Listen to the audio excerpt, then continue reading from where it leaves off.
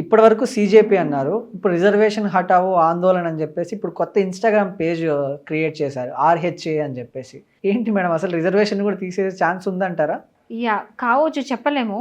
ఎందుకంటే అసలు రిజర్వేషన్ అనేది ఎందుకు పుట్టుకొచ్చిందంటే అప్పట్లో చాలా క్యాస్ట్ డిస్క్రిమినేషన్ ఉండే. ఎగ్జాక్ట్లీ. అంటే క్యాస్ట్ అంటే ఎట్లా అంటే లిటరల్లీ గుళ్ళోకి రానిచ్చే వాళ్ళు కాదు, చెప్పులు చేతిలో పట్టుకుని వెళ్ళాలి, బావిలో నీళ్లు వాడుకోవడానికి ఉండదు, ఇన్ని ఉండేవి. చాలా డౌన్ రోడ్ ఉంటుండే. అంటే అసలు మళ్ళీ మనుషులా కూడా చూసేవాళ్ళు కాదు. సో క్యాస్ట్ తోని ఒకరిని డిస్క్రిమినేట్ చేయడం చాలా తప్పు. అప్పట్లో ఎన్నో ఉండే, అన్టచబిలిటీ కూడా ఉంటుండే, అంటే ముట్టడానికి కూడా లేదు. అంటే వాళ్ళు కంప్లీట్లీ వాళ్ళు మనుషులే కాదు, కంప్లీట్ కేటగిరీని చూసేవాళ్ళు ఒకప్పుడు. సో ఇది దృష్టిలో పెట్టుకొని అంబేద్కర్ గారు ఏంటంటే కాన్స్టిట్యూషన్లో మనకి ఇన్ని ఆర్టికల్స్ తీసుకొచ్చినారు. ఆర్టికల్ 17 అన్టచబిలిటీకి, మన డిస్క్రిమినేషన్ ఉండకూడదు అని ఆర్టికల్ 15 ఇవన్నీ పెట్టినారు. సో అది బేసిస్ అసలు దీనికి రీజన్ ఏంటంటే ఈ డిస్క్రిమినేషన్ ఉండకుండా ఎంప్లాయ్మెంట్లో, ఎడ్యుకేషన్లో ఈక్వల్ ఆపర్చునిటీస్ ఇవ్వాలి.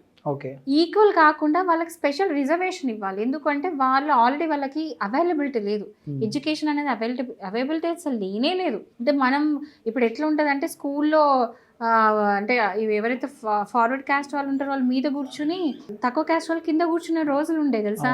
అంత ఘోరమైన సిచ్యువేషన్స్ ఉండే. అంటే చదువుకోవడానికి ఆస్కారం లేదు, ఇంకా తిండి తినడానికి, వాటర్ తాగడానికి దిక్కు లేదు, గుడిపోవడానికి దిక్కు లేదు, అంటే చదువు ఎక్కడి నుంచి వస్తుంది. అందుకని ఎడ్యుకేషన్ లో రిజర్వేషన్ పెట్టినరు.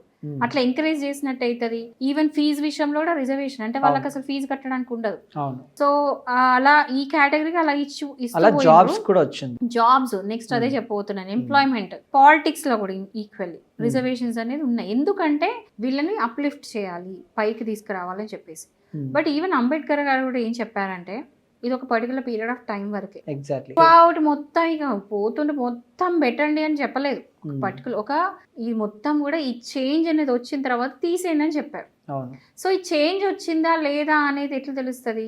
సర్వే చేస్తే తెలుస్తుంది, చూస్తే తెలుస్తుంది. సో సర్వే ఏం చెప్తుంది అంటే ఆల్మోస్ట్ చాలా మందికి ఈ రిజర్వేషన్ అనేది హెల్ప్ అవుట్ చేసింది. ఇప్పుడు ఎలా అయిపోతుంది అంటే మీరు ఇప్పుడు నీట్ ఎగ్జామ్లో కానీ లేకపోతే ఎంప్లాయ్మెంట్లో కానీ ఎక్కడికి వెళ్ళినా కూడా ఫ్రీ అంటున్నారు. ఫ్రీ అయితే ఓకే ఈవెన్ ఇప్పుడు జాబ్ విషయంలో కూడా రిజర్వేషన్ తీసుకొచ్చి ఒక పర్సన్ని తీసుకొచ్చి పెడుతున్నారు. బట్ ఇక్కడ మనం గమనించాల్సింది ఏంటంటే అసలు టోటల్ టాలెంట్ లేకుండా, ఏమి లేకుండా ఒక జాబ్ ఇవ్వడం ఎంతవరకు కరెక్ట్ అనేది ఒక క్వశ్చన్ మార్క్. ఒక ఎలిజిబుల్ జాబ్ ఉందండి, ఒక మంచి జాబ్ ఉంది, ఓకే, ఎక్కువ మార్క్స్ వచ్చిన కంటే రిజర్వేషన్ అనుకుని ఇవ్వడం ఎంతవరకు కరెక్ట్ అనేది క్వశ్చన్ మార్క్, అంతే కదా. బికాస్ కొన్ని జాబ్స్ ఉంటాయి, ఎగ్జాంపుల్ డాక్టర్ అనుకుందాం. డాక్టర్కి టాలెంట్ ఉండాలి, ఎడ్యుకేషన్ ఉండాలి, నాలెడ్జ్ ఉండాలి, ఒక సర్జరీ చేసే టాలెంట్ ఉండాలి, ఇవన్నీ ఉండాలి, ఓకే. బట్ ఆ పర్సన్ రిజర్వేషన్ తీసుకొచ్చి పెడితే ఆ లెవెల్లో ఎఫిషియెంట్గా ఆ సర్జరీ అనేది చేయగలుగుతాడా? క్వశ్చన్ మార్క్, అంతేగా. ఒక జాబ్కి టాలెంట్ అనేది ఇంపార్టెంట్. అది సేమ్ ఇంకోటి, మార్క్స్ కూడా నేను ఒప్పుకోను, మార్క్స్ అని డిసైడ్ చేయం. కానీ కాంపిటేటివ్ ఎగ్జామ్లో మాత్రం మార్క్స్ అని డిసైడ్ అవుతుంది. ఆ మార్క్స్ బట్టి వాడికి ఎంత టాలెంట్ ఉంది అనేది అర్థమవుతుంది. సో టాలెంట్ బేస్ చేసుకొని జాబ్స్ అనేది ఇవ్వాలనేది అనుకుంటున్నారు. నా ఉద్దేశం కాదు, ఐఎమ్ వెరీ క్లియర్. ఇది అందరి ఉద్దేశం. ఈ దీనికి reason behind this moment. Next వచ్చేసి ఏంటంటే ఇప్పుడు అగ్రకులాలు ఉన్నాయి, కానీ అగ్రకులాలు ప్రతి ఒక్కరు రిచ్చా కాదే. వాళ్ళు కొంతమంది ఎఫర్ట్ చేయలేరు, కనీసం చదువుకి ఎఫర్ట్ చేయలేరు, దీనికి ఫీజు కట్టడానికి ఎఫర్ట్ చేయలేరు. అలాంటి వాళ్ళు బిహైండ్ వెళ్ళిపోతున్నారు, వెనక్కి వెళ్ళిపోతూ ఉన్నారు. వీళ్ళు ముందుకు వెళ్ళిపోతున్నారు, వీళ్ళు వెనక్కి వెళ్ళిపోతున్నారు. అది ఎంతవరకు కరెక్ట్? అందుకని రిజర్వేషన్ అనేది క్యాస్ట్ బేస్డ్ కాకుండా ఎకనామిక్ బేస్డ్ పెట్టాలి. ఎకనామికల్ బేస్డ్ ఏంటంటే అంటే ఒకవేళ ఈ పావర్టీ లైన్ అనేది ఉంటుంది, ఆ పావర్టీ లైన్ బిలో ఉన్న వాళ్ళందరూ కూడా రిజర్వేషన్ ఇవ్వాలి, క్యాస్ట్ బేస్ కాకుండా, ఓకే. సో దీనివల్ల ఏంటంటే రెండు యూజెస్. ఒకటి ఏంటంటే క్యాస్ట్ అనేది అబాలిష్ అయిపోతుంది, రెండోది ఏంటంటే అందరికి ఈక్వాలిటీ ఇచ్చినట్టు ఉంటుంది.